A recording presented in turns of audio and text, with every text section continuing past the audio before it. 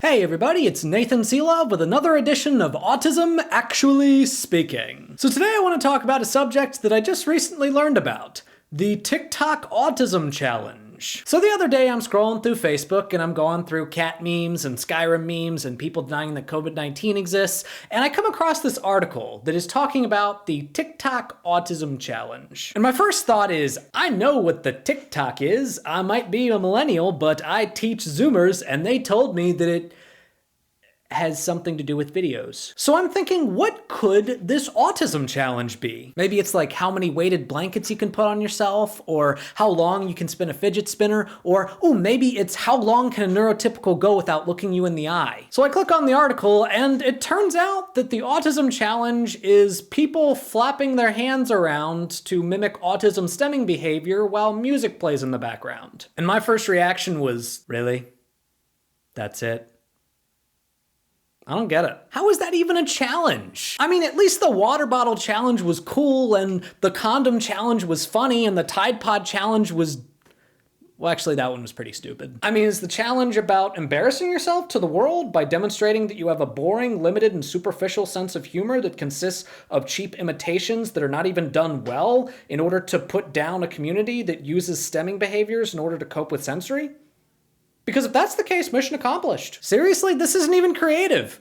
I'm not even particularly offended or outraged. I'm just disappointed. Kids I knew in middle school found more creative ways to bully me for being autistic than this. Let me explain to the people that are doing this challenge how humor works. See, humor is about violating expectations. It's about bringing people to a certain point where they expect one thing to happen and then something else happens. It's about building up tension and allowing that tension to be released through a violation of expectations, which means that there are smart ways to make people laugh, and there are cheap ways to make people laugh. Humor is smart when it makes you both laugh and think, but cheap humor violates people's expectations in a different way. So when it comes to the autism challenge, people don't expect you to demonstrate such a lack of moral character that you would reduce yourselves to making fun of a community that has to deal with both the marginalization that comes from being different in society and the struggles that come from that disability. So when they see you do that, they can't help but laugh, because they're not sure what else to do. So if the point of the autism challenge is to bully the autism community, then this is just pathetic. I can think of like 10 way more creative ways to do that. And if the point is to laugh at the autism community, it's still pretty cheap and disappointing. Because, I mean, I can think of like 10 way more funny things to laugh at about the autism community. Look, if you do the autism challenge, I don't know how bad your life is.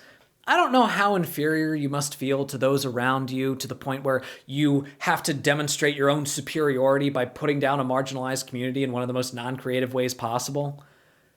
But you picked the wrong community to mess with.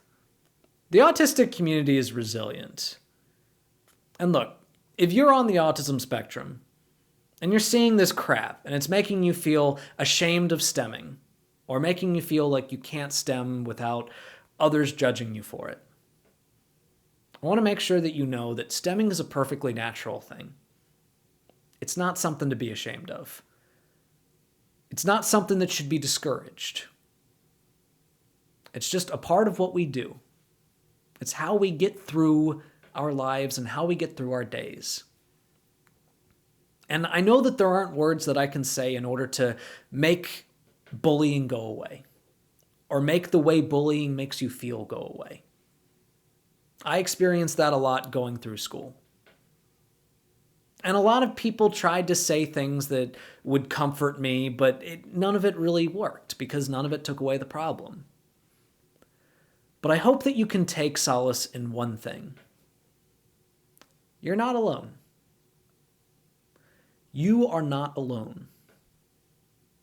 You have an autism community behind you. And together, we are resilient. Well, that's today's video. Thank you all for watching. If you liked this episode, please give it a like, a share, and if you haven't already, subscribe to my channel, check out some of my other stuff, and if you want to support the channel in other ways, support me on Patreon. And in the meantime, if you have any topics or questions you want addressed, please leave them in the comments below, or message me on my Facebook, also linked below. And remember, if you're better at making fun of yourself than anybody else, you might be autistic.